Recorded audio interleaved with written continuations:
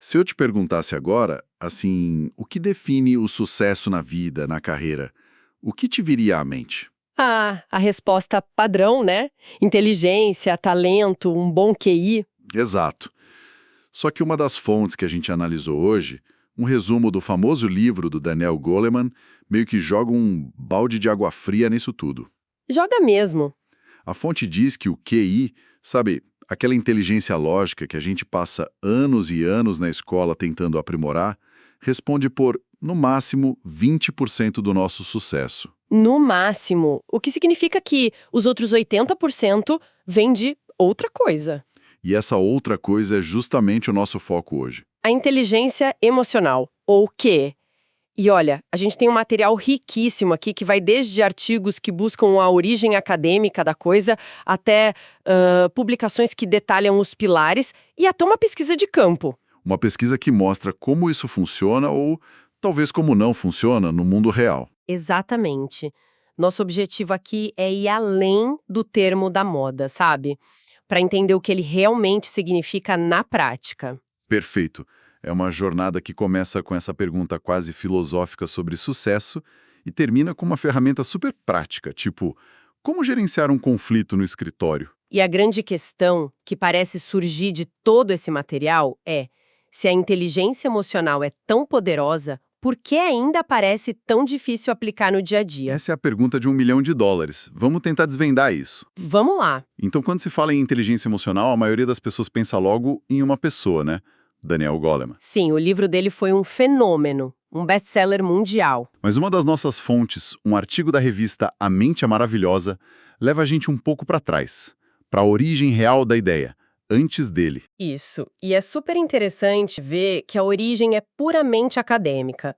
Em 1990, dois pesquisadores, Peter Salovey e John Mayer, publicaram um artigo. Propondo o conceito formalmente. Exato. E a definição deles era bem precisa, bem técnica. Era a habilidade de monitorar os sentimentos e emoções, os seus e os dos outros, e usar essa informação para guiar o pensamento e as ações. Uma ideia muito poderosa, mas que ficou ali meio restrita. Aos círculos acadêmicos. Exato. Certo. Então, se Salovey e Mayer definiram o conceito lá em 1990, por que a coisa só explodiu anos depois com o Goleman? A definição original era, sei lá, científica demais? Em parte, sim.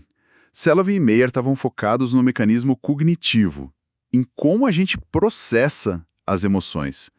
Goleman foi um gênio da tradução. Boa. Ele traduziu. Ele pegou essa ideia, simplificou e, o mais importante, conectou com algo que todo mundo quer: sucesso. Ah, a grande sacada. A grande sacada foi a comparação direta e bem provocativa entre QE e QE, quando ele afirma que 80% do sucesso vem do QE. Uau! Ele não estava só apresentando uma teoria. Ele estava desafiando todo um sistema. Todo um sistema educacional, corporativo, que sempre focou quase que só no intelecto lógico. A mensagem dele era: o jeito que você lida com suas emoções não é só uma habilidade social. É um motor principal do seu sucesso. Faz todo sentido. Ele transformou um conceito de laboratório numa conversa de bar, né? Em algo que afeta a vida de todo mundo. E para isso, ele criou uma estrutura. Um tipo de manual de instruções das emoções. Isso, baseado em 5 pilares que aparecem em quase todas as nossas fontes. Vamos mergulhar neles. O primeiro, segundo um artigo da Secretaria de Estado de Administração, é o mais básico de todos: conhecer as próprias emoções. O autoconhecimento é o ponto de partida de tudo. E não é só saber se você tá feliz ou triste, sabe? É mais profundo. É a capacidade de reconhecer uma emoção no momento em que ela acontece. O artigo até sugere um exercício que parece simples, mas não é. Anotar os sentimentos no fim do dia. E por que isso ajuda? Porque te ajuda a criar um vocabulário emocional. Em vez de dizer tive um dia ruim, você começa a identificar. Senti frustração às 10 horas quando o projeto foi criticado. Ou senti ansiedade às 15 horas antes daquela reunião. Essa clareza te dá poder sobre a emoção. Exato.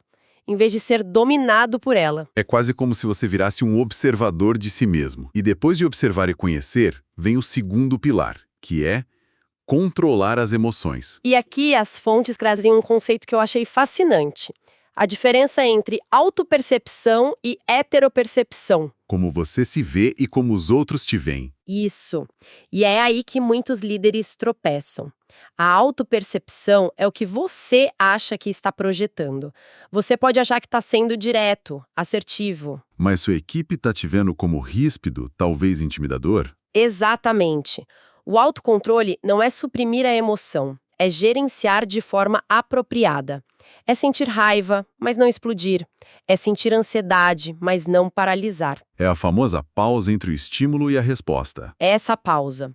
A crítica de um colega é o estímulo, a sua reação é a resposta.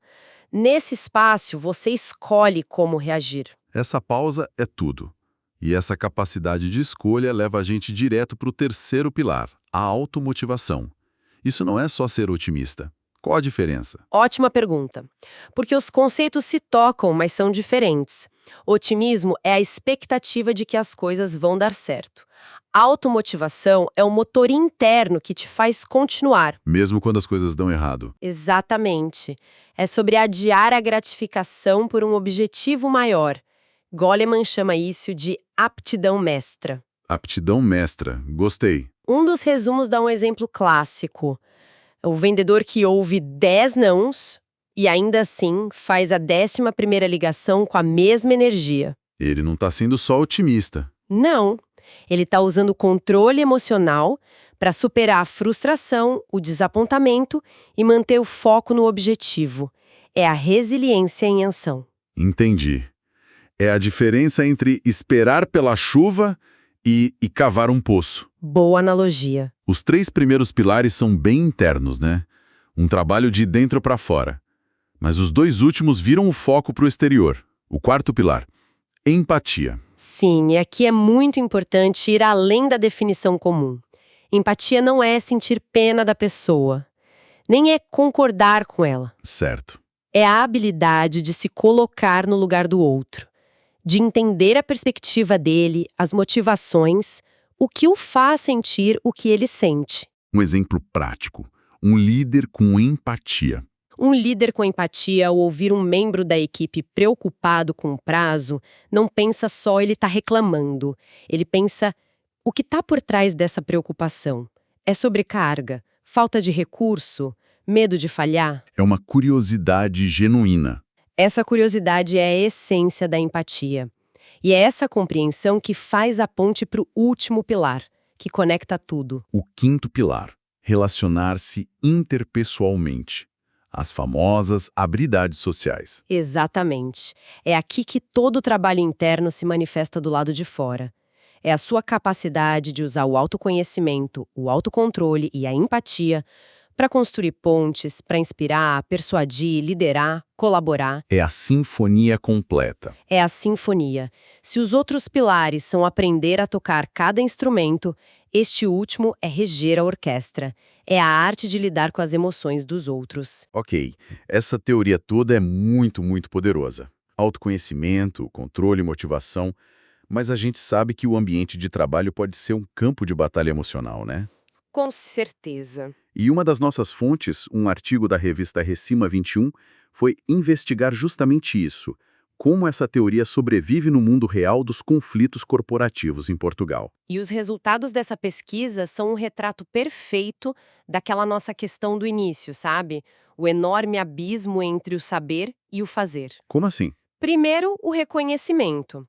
Quase todo mundo, 93% dos participantes, considera a inteligência emocional importante ou extremamente importante para gerenciar conflitos. Ou seja, não há dúvida do valor. Nenhuma. E quando perguntaram quais pilares são mais cruciais, os mais votados foram o autoconhecimento, com 84,5%, e a empatia, com 74,6%. O que faz todo sentido. Para resolver um conflito, primeiro você tem que se entender e depois tem que entender o outro. É o básico. Exato, mas aí o estudo aponta para uma desconexão gigantesca. Que é? Uma dissonância enorme. Enquanto os funcionários valorizam muito o EIE, eles sentem que as empresas não fazem o mesmo na prática. 56% deles nunca tiveram uma formação sobre o tema na empresa. Mais da metade. E talvez o dado mais alarmante: só 59% sentem que seus líderes demonstram habilidades de IE com frequência ao lidar com conflitos. Isso é impressionante. É como se todo mundo concordasse que cinto de segurança salva vidas, mas metade das empresas se recusassem a instalar nos carros. É uma ótima analogia. As fontes sugerem que ainda existe uma cultura que valoriza muito mais as competências técnicas, as hard skills. Em detrimento das soft skills. Sim, há uma percepção de que a IA é algo legal de ter, mas não essencial para o negócio. E essa pesquisa mostra que os funcionários na linha de frente discordam. Para eles, é uma ferramenta de trabalho essencial. E as fontes chegam a detalhar como a IA se aplica na resolução de conflitos. Tem um modelo chamado ganha-ganha.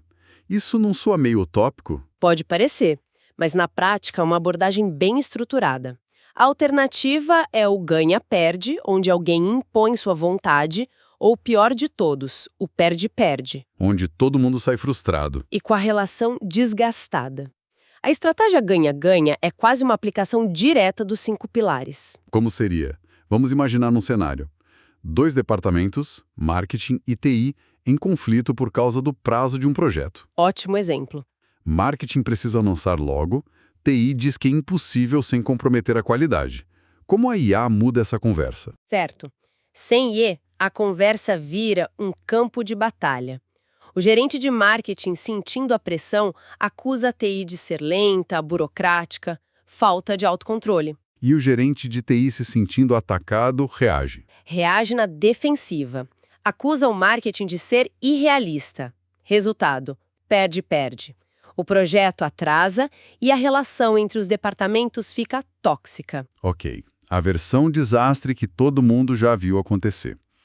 Agora vamos rodar de novo, mas com um líder que aplica os pilares da IE. Perfeito. O mesmo líder, sentindo a pressão, primeiro reconhece a própria ansiedade e frustração. Pilar 1, autoconhecimento. Certo. Em vez de explodir, ele faz uma pausa e escolhe uma abordagem construtiva. Pilar 2, autocontrole. Ele começa a reunião dizendo algo como: Eu sei que estamos todos sob pressão com este prazo. já mudou o tom, totalmente.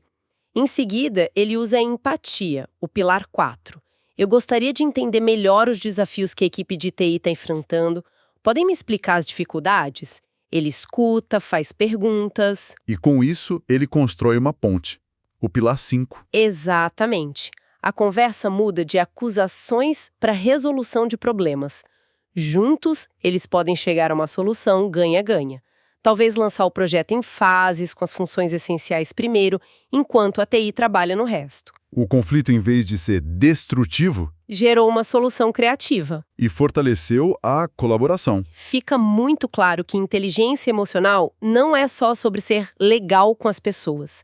É uma competência estratégica, com impacto direto nos resultados. Sem dúvida, os materiais que a gente analisou formam uma linha muito clara. Começa com uma teoria acadêmica, é popularizada como uma chave para o sucesso pessoal e, no fim, se prova uma necessidade crítica para a saúde das organizações. E o caminho sempre começa de dentro para fora. Sempre. Começa no autoconhecimento e se expande, transformando a maneira como a gente se relaciona e, como vimos, transformando conflitos em oportunidades. E para quem nos ouve, fica aqui uma reflexão final, inspirada por uma ideia poderosa que aparece nas fontes. O conceito de que as emoções são contagiosas. Uhum. Um bocejo se espalha numa sala, um sorriso pode mudar o humor de alguém. Mas a irritação e o estresse também são incrivelmente contagiosos. Com base nisso, a questão para se pensar é: se as emoções são como um vírus, qual emoção uma pessoa poderia escolher transmitir intencionalmente na próxima reunião importante, na próxima conversa difícil? É uma pergunta forte. Se as emoções criam esse efeito cascata no ambiente, qual seria o impacto de injetar conscientemente uma dose de calma num momento de pânico? Ou de curiosidade genuína numa discussão polarizada? A ideia não é só gerir o próprio estado interno. Mas se tornar um agente consciente e positivo do clima emocional de todo um grupo.